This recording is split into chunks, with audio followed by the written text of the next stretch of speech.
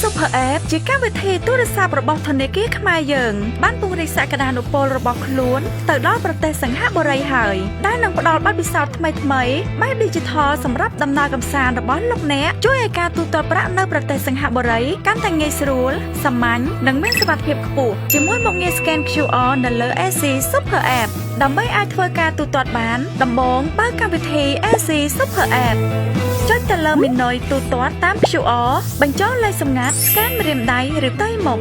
ហើយ Scan QR Code របស់ពាណិជ្ជករនៅប្រទេសសិង្ហបុរីដែលមាននិមិត្តសញ្ញារង QR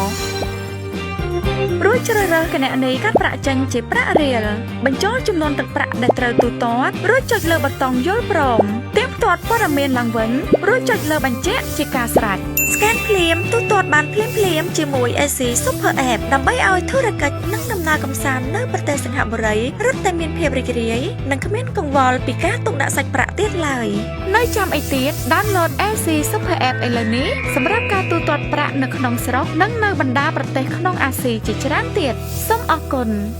AC Lida ប្រជាធនាគារដែលលោកអ្នកជឿទុកចិត្ត